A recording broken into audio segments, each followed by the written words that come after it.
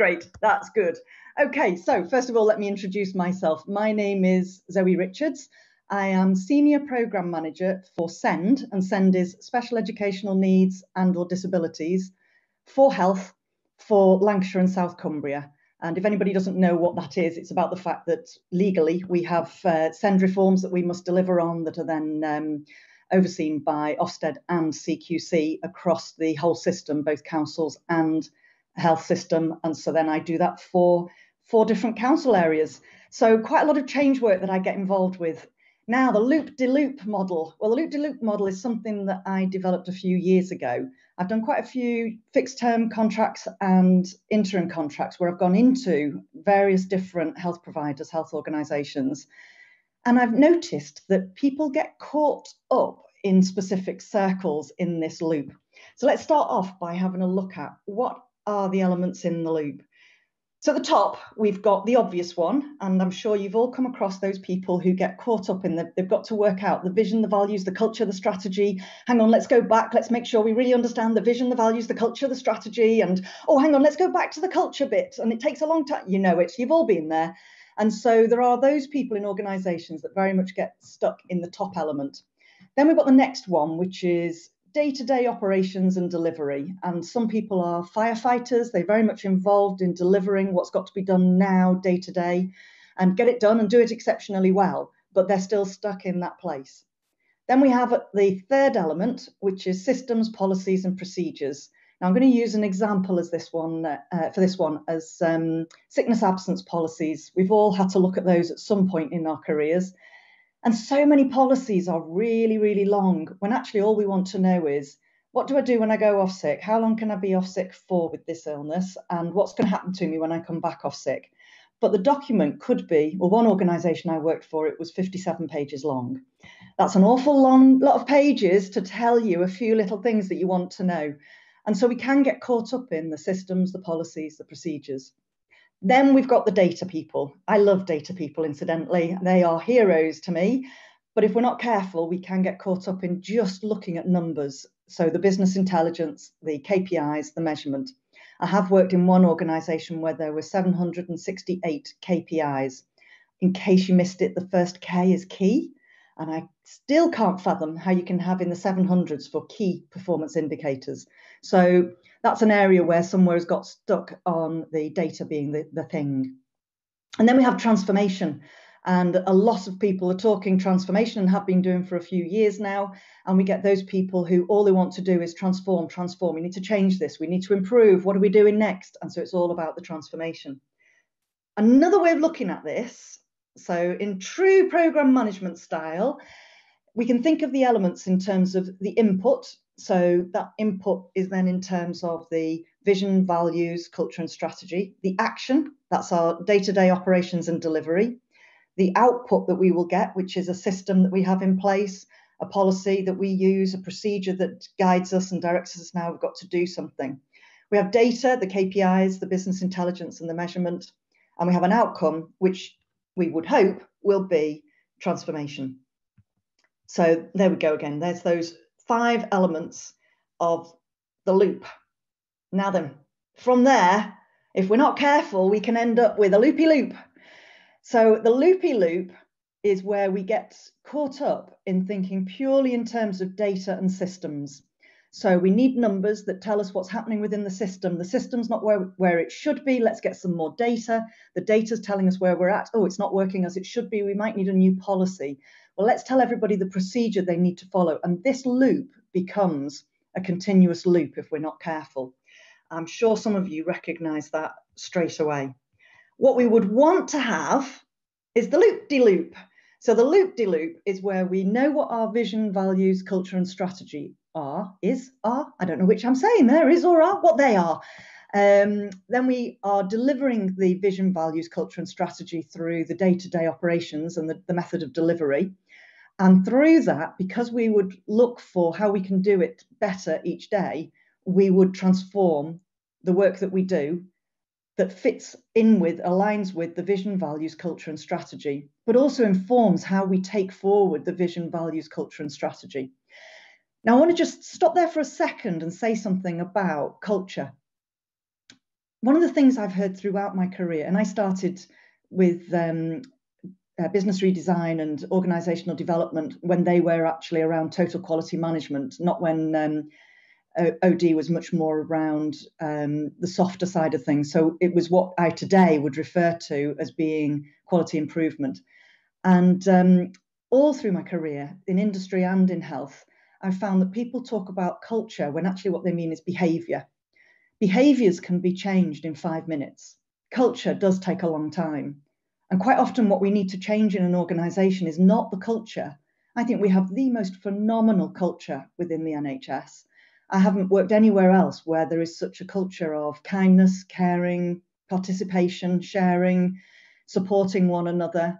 Sure, we all know those people who don't fit that model, but there's so many people in the NHS who have that culture. But they don't always deliver that with the behaviours we would want. So it's behaviour that often we need to be changing, not the culture. So once we've got a culture and an understanding of what culture we're working to, it's behaviours that need to be changed, which can be changed through your day-to-day operations and delivery. And through a change in behaviour, you can actually then transform the work that's being delivered. So if you think of a member of staff who is always rubbing people up the wrong way, but nobody ever tells them, how do they know that there's a problem with their behaviour? So they can't transform what they're doing and how they're interacting with patients or how they're interacting with colleagues. And they don't know that it doesn't align with the vision, values, culture, and strategy. But the day that somebody says to them, did you know that the way that you're approaching this piece of work is actually the thing that stops people coming to the meetings?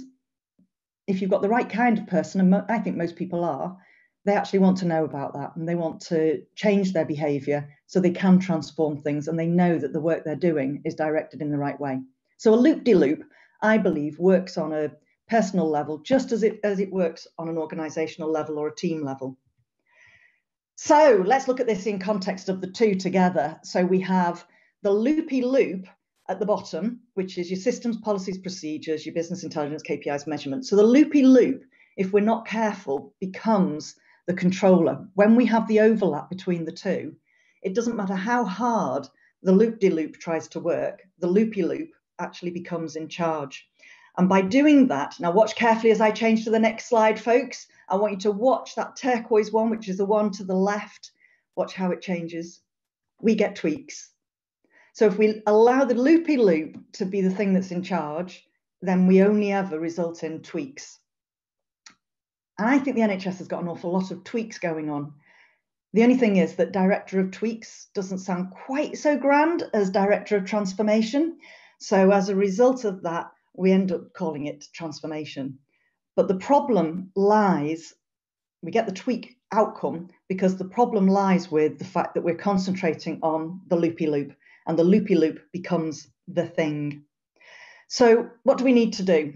Well, we need to concentrate on the loop-de-loop. Now, if you think about this, if we stop and think about systems, policies, procedures, business intelligence, KPIs, and measurement, all being around the fact that they are enablers, then by doing that, we're allowing them to start helping us to change things and adapt things in a context. As soon as we make it that the Loopy Loop is the thing that's in charge, we lose the context to what we need to do. And so by doing that, we make it so that people can't actually deliver the outcome they want. Now, the thing I found really fascinating through doing the COVID work, the work that I work on, as I said before, it's special educational needs and disabilities. So that's shortened to SEND. So I'm going to use SEND from now on so that it's nice and short and easy. So the SEND improvements, lots of people have been working on SEND improvements for a number of years now.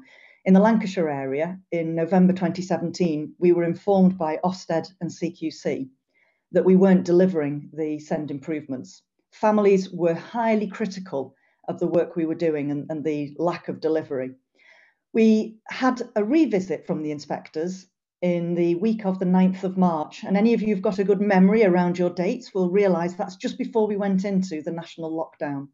So we were told there and then things that we were not doing well and things that we had to change. And so that's things like transitions in healthcare, moving children, young people from children's services into adult services. that we have left children and young people in a position where they're not being transitioned from children's services into adult services. Sometimes they don't know what's going on. Sometimes they're moved to one service that says, oh, no, it's not us you need to be with, it's another service you need to be with. Oh, I don't know why you've been sent to us. And adult services pushing young people away from them. Or situations like my own daughter encountered, which is that she became part of the revolving door process. And this is because the system, policies and procedures had been ruling the process for transitions in healthcare. So that the approach that my daughter needed was for her to move from a children's service into an adult service that did exist, but adult services weren't using the language that was used within children's services. So every person that she went to, oh, no, it's not us. Then they'd send her to somebody else. No, it's definitely not us. So then eventually, so we're talking from the age of 14 up to the age of 26, she eventually went to see general medicine. Now for SEND, we talk about children from 0 up to the age of 25. So my daughter had passed that 25-year age group and was no longer getting support in terms of special education needs and disabilities. But now she doesn't fit with how the loop works because the system is controlling the loop. Now, I'm giving you my daughter as an example, but I have to tell you, this is a standard approach. And so people get caught up in these revolving doors and being pushed in and out from one service to another. It's not always right that they go to adult services, incidentally. They may need to go to back to their GP. But the point being here that we might use data to tell us, we know the numbers of children and young people who transition into adult services, but the system isn't ensuring it's the right children, isn't ensuring that young people who are in the 18 to 25-year age group are also getting the support they need as well. So as a result, we don't get the transformation. So through that example, hopefully you can see how we need to be having systems, policies and procedures and the business intelligence KPIs and measurement as the things that are enablers into the loop-de-loop, and that they're not the loop-de-loop itself. So here's another way of thinking about it. So the visions, values, culture and strategy, they're informing us about the why and the how we do things here. This is our way of doing it, and it gives us the purpose for how we're going to deliver things. So some of you will have your QI set up as being the name of your trust, and it's the such and such way. I know that I've never worked there, but I know that the Walton Centre has the Walton Way in Merseyside. And so, it rings well, doesn't it, for them, the Walton Way? It sounds good. But that's their way of doing quality improvement there. And they've got their vision, values, culture and strategy all tied up in their Walton Way. That then feeds into the doing the thing. So the day-to-day operations is actually delivering on doing the thing. And it's also improving delivery. It's the ongoing day-by-day improving delivery. That should be leading into the transformation bit. So that's the outcome. It's not the thing. The thing is we do this piece of work, but we get this outcome. Now, if we're not careful, if we don't then use the enablers, then we don't know whether the outcome is delivering something that has the right impact in the most effective way. So we could deliver what we've said. We could get an outcome that we said we were going to get, but we also then need to realign back to the vision, values, culture and strategy to make sure that it's having the impact we promised and is delivering the level of effectiveness that we require. So then down to those enablers, the systems, policies and procedures, they define the standards and expectations. This is the detail around the why and how we do things here. It gives people the boundaries, the flow charts. And incidentally, I get laughed at by councils when I say, I think we need a good old flow chart here. And they laugh. You and health, you always love your flow charts. Yeah, we love our flow charts. So that's, that fits into the systems, policies and procedures. It helps to define the standards and the expectations that we're using. And then the business intelligence, the KPIs, it measures our position, where we are at now as our baseline and our progress and where we're aiming to get to as well. So those two enablers are then feeding into the loop-de-loop. So we then get input, action and outcome that is supported by an output and data. So that's a reminder then of the loop-de-loop of the actual model itself. And I'm not sure if I'm going to mess things up by going off the screen. And I don't know whether I can do it where I'm sharing my screen and you're still able to see that. So somebody could perhaps tell me if you still see it, but I want to be able to see if there's stuff coming up in chat, because I want to ask you some questions now. So can you tell me, can you still see that slide? Yes, good. Yes, we can, yeah. Marvellous. So I want to be able to, as I say, to see the chat box, but also I want to open it up. And I don't know, Joe, is everybody able to operate their own mute? And perhaps you can help me out here in terms of allowing people to speak when they want to speak and putting hands up or whatever.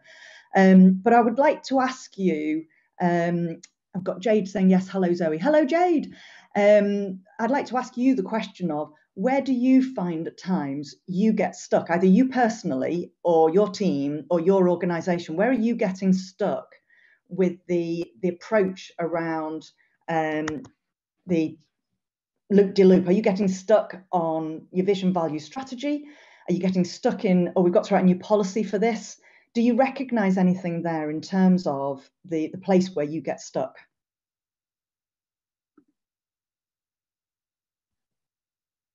Oh, you're all very quiet now.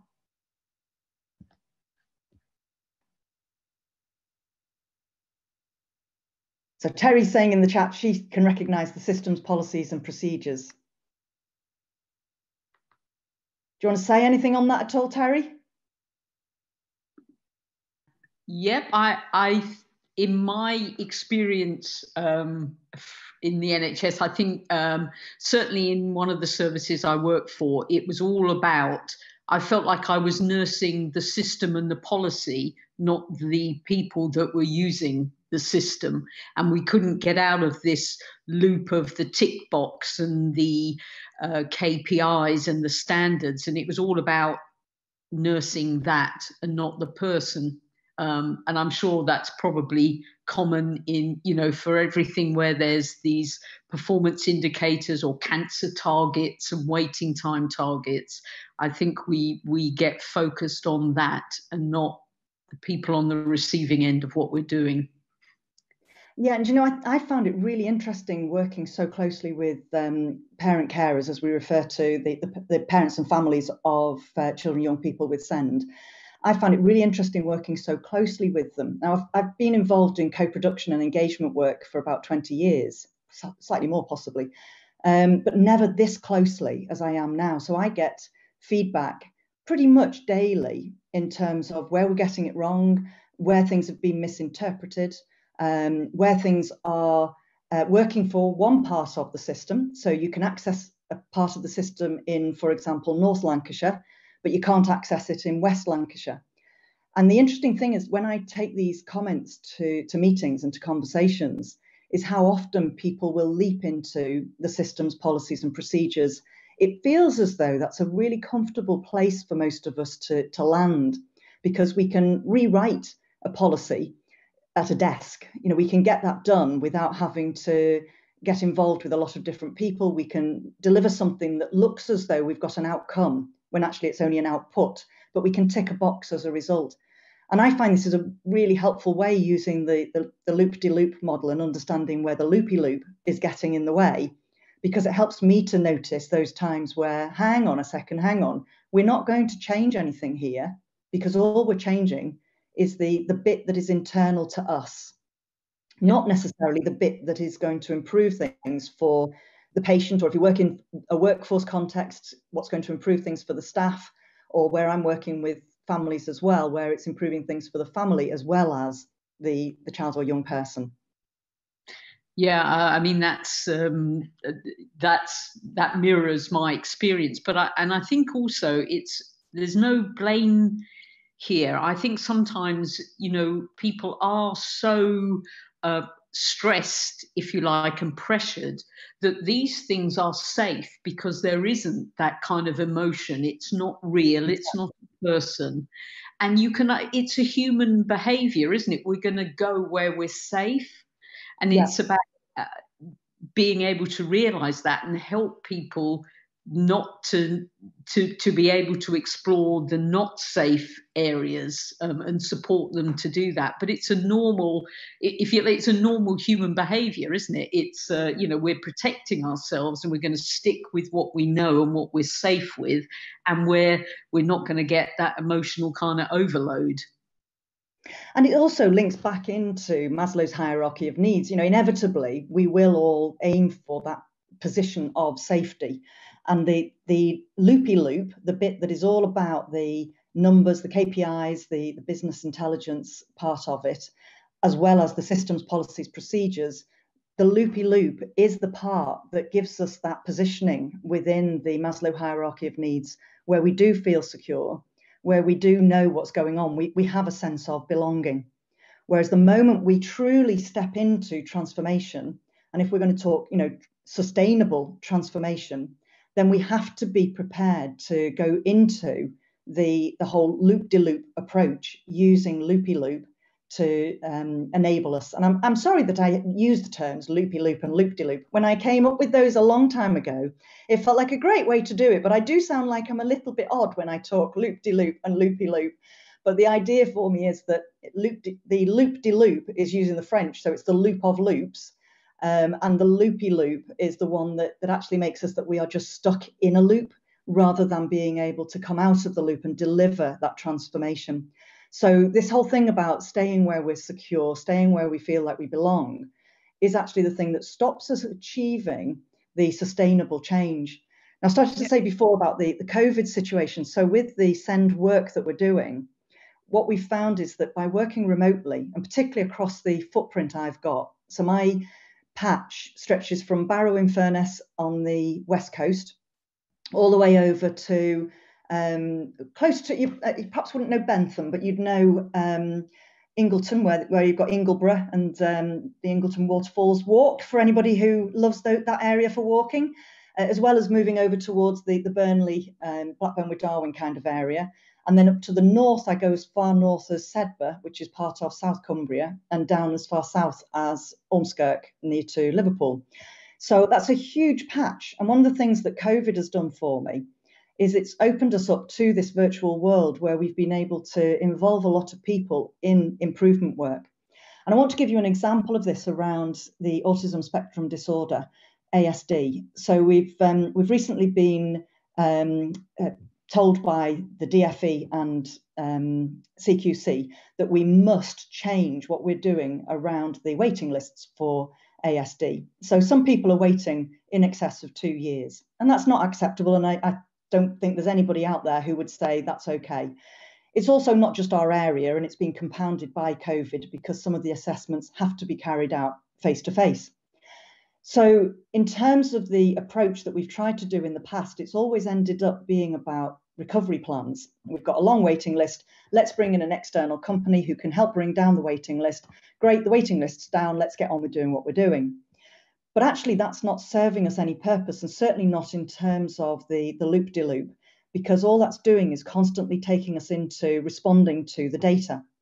So what we've been able to do through the COVID situation and creating sustainable change is we've been able to bring a lot of people together who would not otherwise have been brought together from across the system. So I've just described my patch, and I've now been able to bring people in who work in Carlisle as part of the Cumbria part of the footprint, who work over in Barrow-in-Furness, who work in East Lancashire over on Pennine Lancs area, who work in West Lancashire, and who work in Central Lancashire, across to Blackpool and the Fylde Coast.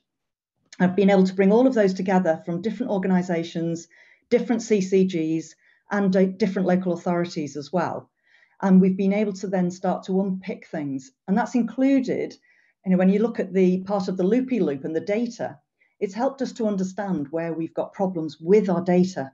The data was the driver before. It wasn't the enabler, it was the driver. It gave us a number. We knew we needed to put a recovery plan in place. We paid an external organisation. They would deal with the problem for us. Numbers would go down. Eventually, the data tells us we've got a problem. So we get stuck in the data. What we've unpicked through us doing this sustainable approach using the loop-de-loop approach is we've discovered that a waiting list means a different thing in each area. Now, that might sound odd to say a waiting list can be something different in each area, but actually what's happening, I don't know whether, should I go back onto, I'm aware you're just looking at a single screen. And so if I stop share, you can see my face because that might be a bit easier. Stop share. Hopefully I'm not going to do anything wrong here. And hopefully you will now see a face. There we go. Yeah, I just think sometimes it's nice to see the person who's talking, isn't it? So when it comes to us now having come together and understanding that waiting list side of things, we discovered that a waiting list is, for some areas, the length of time you're on the waiting list until you're triaged and then put onto a route, a pathway towards getting an assessment. For another area, you're on a waiting list as long as you're awaiting that assessment. For another area, you're on that waiting list for a series of assessments, and it might be you've had your initial assessment, but now you need another one and another one and another one until you get the actual diagnosis. So by understanding that we were caught in the loopy loop, we were able to unpick this, and we're now talking as a whole system across the integrated care system as well as across each of the different agencies involved, and creating a sustainable approach where we not only are doing a short-term recovery plan, but we're also now looking at what can we do to make sure that we are creating a pathway for the future that will then, hopefully from next year, from next April, fit in with a neurodevelopmental pathway as well that will allow for remote digital assessments as well as face-to-face assessments, as well as being able to make something sustainable across the whole system. And that means including in schools, where schools identify a problem and then tell families, you need to get a diagnosis. So that's the only way we can give your child support. But actually, that adds to our waiting list, and our number of diagnoses hasn't gone up.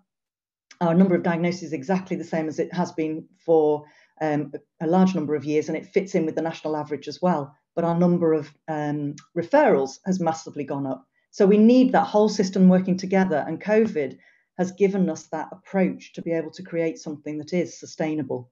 But in order to do that, we first had to understand we were being driven by the loopy loop, the systems, the policies, the procedures, and by the data. So we were stuck in that safe, belonging environment and weren't allowing ourselves to go into transformation. And as a result, we got the tweaks and not the transformation. So that's an example that helps you to understand how this works. Anyone else can recognize where you see things getting trapped in your area, or perhaps you've seen it in somebody else's project. You don't have to admit to it being in work yourself.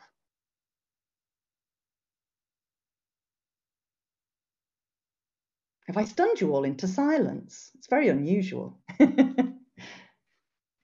Zoe, it's me again, Terry. I love the director of tweaks, not transformation.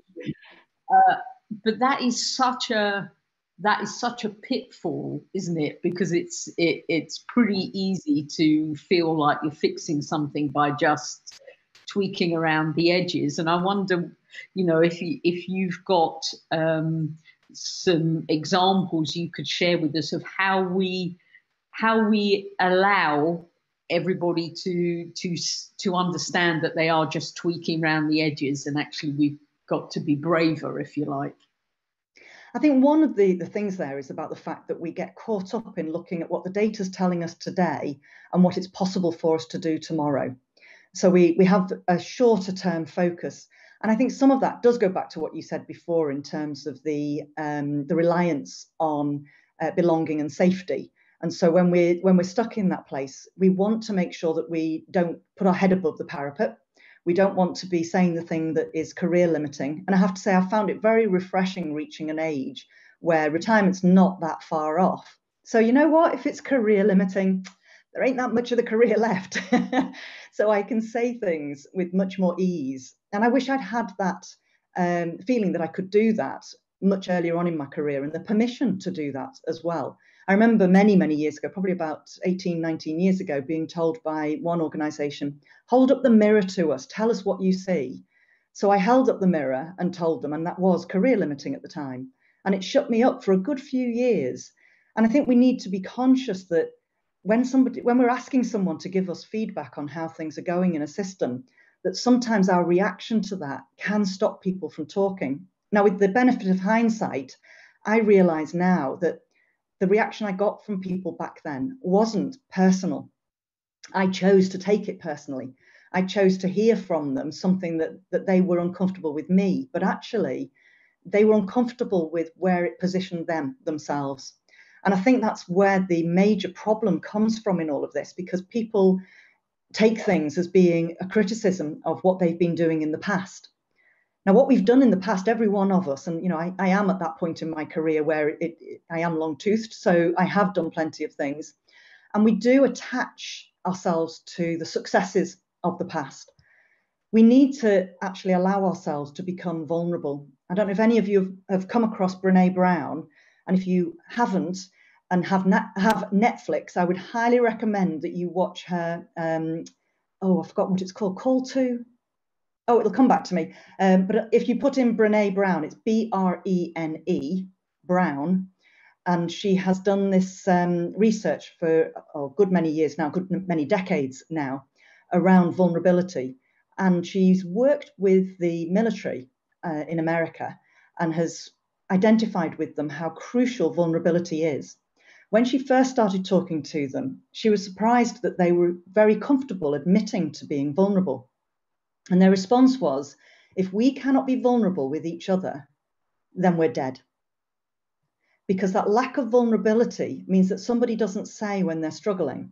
And if they don't say when they're struggling, that they can be the person who hangs back. And because they're hanging back, the rest of the troop has to go back and get them. And because they've had to go back and get them, then they could be ambushed. And that's just a simple example of how she illustrates the importance of vulnerability. Now, within the NHS, whilst we talk human factors, we tend not to talk vulnerability. And that's such a crucial thing for us to start opening ourselves up to and allowing ourselves to be vulnerable, allowing ourselves to say, do you know what? I'm finding this damned hard.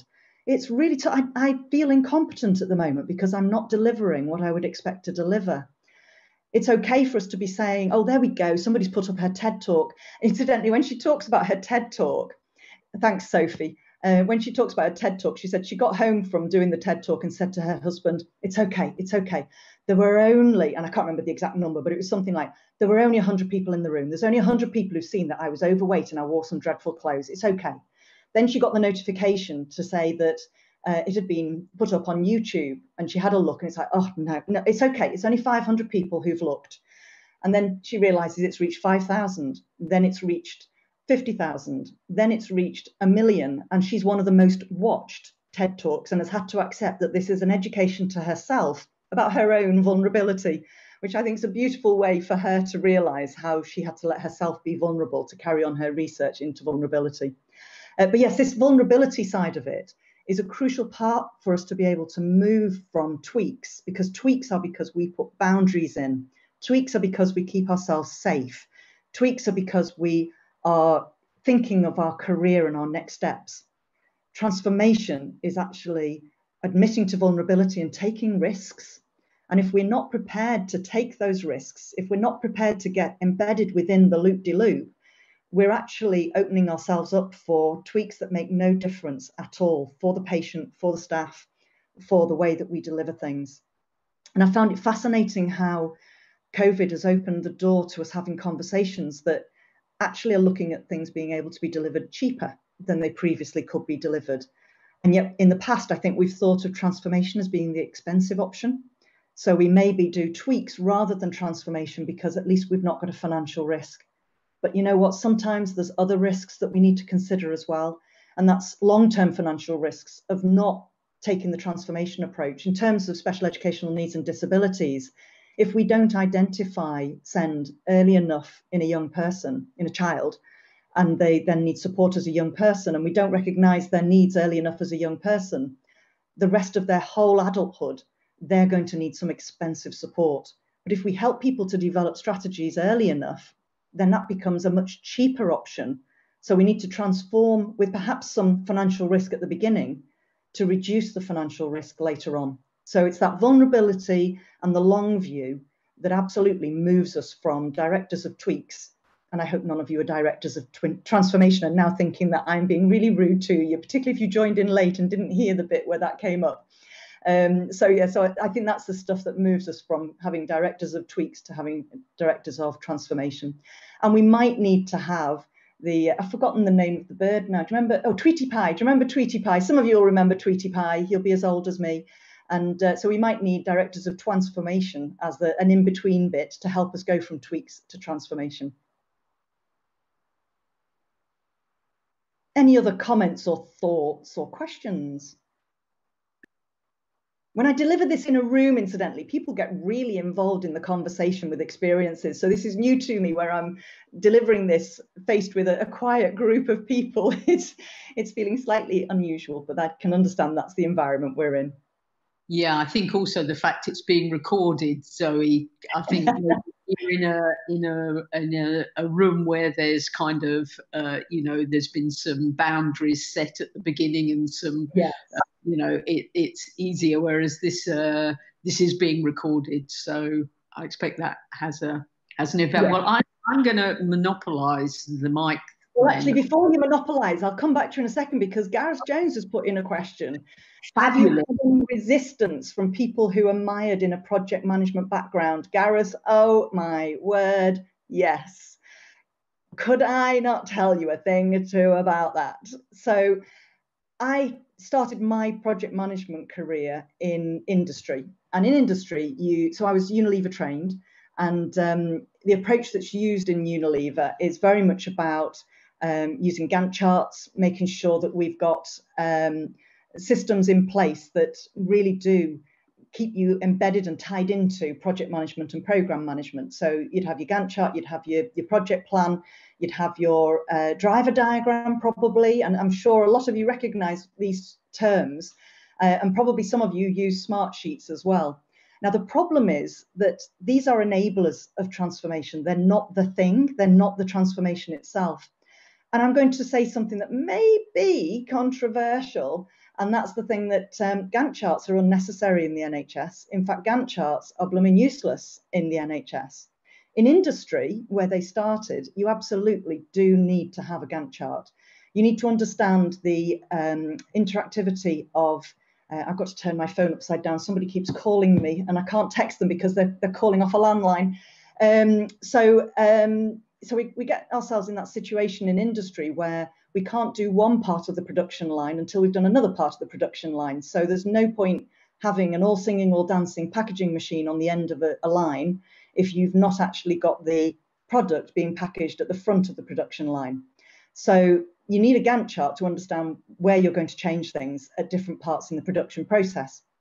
When we're in healthcare, we're not dealing with really simple systems of that nature. We're dealing with complex systems. I've dealt with some of the most complex things in my career through the near on 20 years of working in the NHS, not in industry. Industry can be quite simplistic and there might be complications, but not complex issues. And so Gantt charts get in the way. And that's where we really do get stuck in the Loopy Loop, and the Loopy Loop becoming the thing of you've got to fill in your Gantt chart. You've got to have a really detailed project plan. I would say in terms of project plans, we need milestones, we need gateways to show people where you need to have done these parts in order to be able to get on to the next parts. But I'm not going to tell people you've got to have done all of these phases, all these bits in this phase. If I give you a phase and say you need to do your implementation phase, you know if you need to write a PID, the project. Do you know what? Because I try and avoid using them, my brain always dumps what PID stands for. So we'll just go with PID. Implementation document, that's it, isn't it? So, we know that we've got to do a PID on some occasions because we have to prove the need, but we don't always need to have a PID. We might just need to have a short paragraph that does enough to explain it. So I'd say that within the transformation work that we do, we've got to be really careful that project management doesn't become a mystique. And I am, from a project management background, I am a program manager. That is my career. But you know what? It's not actually full of mystique. People need people like me to do the negotiating, the engagement, the holding things together, the nudging people along. But you all know what to do when you're not project managers. You still know the kind of stuff. You might need to come and ask me, what bit of this am I missing? And I'm happy to help and do that kind of thing for colleagues. But it doesn't need there to always be that project management approach.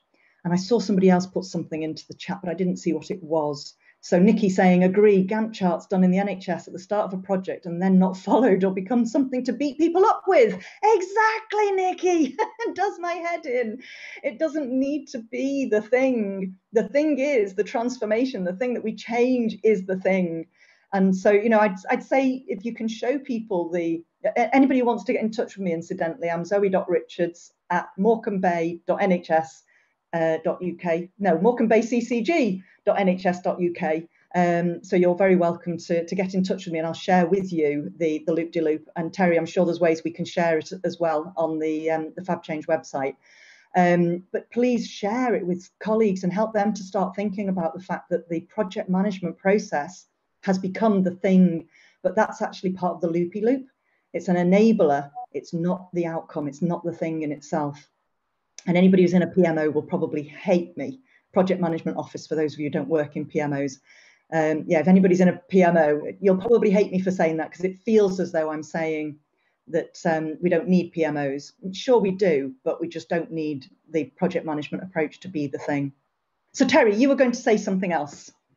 Well, firstly, just to follow up, Zoe, I'm going to be editing these videos, making them individual, if you like, box sets. And what we could do is embed it in a share with your PowerPoint slide, PowerPoint presentation, if you wouldn't mind, so that people could have that. So we'll definitely do that. So Absolutely. We're going to have the QI box set and yeah, so hours of winter fun, hours of viewing Netflix. So yeah, so the thing I wanted to just ask about was risk. Do you think COVID and the need to work differently has made us more or less risk averse? Both. I think there are some areas where people are very wary about the risks, that if we do this, what are people going to say in the future? And so, you know, they're conscious of the criticism that could come. But equally, there are a lot more people, I think, who are saying, do you know what? We've just got to get it done. We've got to talk. We've got to make the change. We've got to communicate with each other. We've got to take that risk to be able to make things change. And that risk is actually something that is in the day-to-day operations. I think one of the problems with risk is that we've separated it out. And it's absolutely right that we have risk logs or risk registers. But by having a risk register, it makes people feel as though it's something outside of business as usual. Literally everything we do has a risk associated with it. Anything and everything. You know, I'm conscious now. I'm watching some very old versions of, not versions, some very old DVDs of Monk, if anybody's ever watched Monk. And he touches every bollard he goes past. And I'm watching and I'm thinking, no, don't touch that, don't touch that. And then Sharona passes him a wipe and I'm going, yeah, I'd need the wipe for sure. And I'm realizing that my feeling around risk in some respects is increasing because of COVID. But I'm also aware that I'm now starting to have the conversations of, right, we get that risk, but what can we do about it? So I mentioned before about ASD, autism spectrum disorder. We have put that onto the risk register for our ongoing monitoring and scrutiny from the Department for Education and through NHSE. And we are saying that COVID is a potential risk with that. But actually, by saying about the risk, by highlighting the risk, we've been able to get the whole integrated care system to acknowledge this is a whole system problem that needs some money attached to it. And we've just been granted some funding with a possibility of there being some more funding next year to help us to address this. If we'd hidden from the risk, if we'd not said about the risk, if we'd not seen risk as part of business as usual, part of the day-to-day delivery, we wouldn't have highlighted it at the right time. We would have probably highlighted the risk too late. So by being upfront about risks, we can then actually manage them, and we can use the loop as part of the day-to-day delivery part of it. So risk is something we need to think of every day. Risk is something that helps us to understand our vulnerability. Risk is something that is of vulnerability. Then we can actually manage the risk, and it is less risky because we're managing it. So then it becomes something that is easier to live with rather than difficult to live with. I'd say one other thing as well. One of the things around risk is fear. People get very attached to their fears of what might happen. I think we've moved away from what fear was originally put into us for. So we have fear as a response within our bodies, within our system, to help us be aware of what's going on around us, not to stop us. But in modern day society, fear is the thing that we go, oh, I'm frightened of that. I'm worried about what that would do. Oh, there's a risk there. I better stop. Where actually we need to be listening to the fear and saying, okay, what's that actually about? What does that mean to me? What do I need to do about that? And then we can manage the fear and the risks associated with that fear so that actually we can get rid of the fear completely and manage the risk, well, mostly completely, not always completely, but we can manage it a big way forward to create the transformation. Just to add on to that as well, I worked on, I don't know if any of you have come across GIRFT, Getting It Right First Time. GIRFT actually, I think Professor Briggs did a brilliant job of taking something from the Duran and Deming total quality management of the 1960s and 70s, and he just took one part of that, which is getting it right first time, and he's created something that he's put his name to called GIRFT. So well done, Prof. Briggs. And it is something that is very good and very strong to work with. And I've worked with orthopedic surgeons on that. And the risk for them is that they are not able to work in the way that they've always worked. And so they want to carry on doing what they know works. And we've had to, through GIRFT and the work that I've done with that, we've had to work on helping people to see what the evidence base is. So we know that you think you've got the evidence that this is right, but here's the output from what you're doing. And the output from what you're doing is suggesting that there is a new improved way of doing things. One of those is around the, I'm going to forget the actual terminology here now, but the hip replacement, where there's two different types of hip replacement, and the risk has always made it that the most expensive one was used. But actually, the length of time that would be in a patient of, say, 70 plus meant that they'd be, and I don't mean this rudely to patients of 70 plus, but they'd be dead before their hip replacement had run out. And so therefore the risk was seen as being greater than it actually was, so that you could have the cheaper hip replacement and it would still not be a risk to the patient. So evidence became the thing that informed that the risk was okay to take. Perfect. Does that help? Everybody was so sensible and so clear in their thinking as you are. I'd like to work with you, I have to say. Oh, thanks, Terry. Anytime. Although, you know, I have only got until, well, this contract runs out end of November, no, beginning of December next year. And a month after that, I can retire if I want. What a strange feeling. Very strange feeling. I'm not sure if I will. Well, anyway, I've thoroughly enjoyed this. Thank you. Yeah, it's been a brilliant session. So I don't see any questions coming up. So and if you've got anything you'd like to say to close, and maybe people have got a 10-minute bio break before the next session starts. Well, to close, I will just say one simple thing, and that is that it's okay to experiment. It's okay. You have permission. And Nikki is saying something that I can't see there. So you have permission to experiment. Nikki's saying, hope I can catch up on the bits I missed.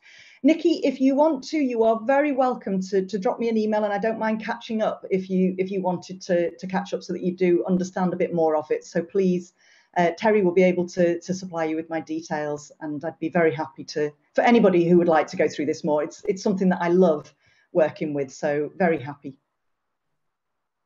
Brilliant. Well, thank you. Thank you, Zoe.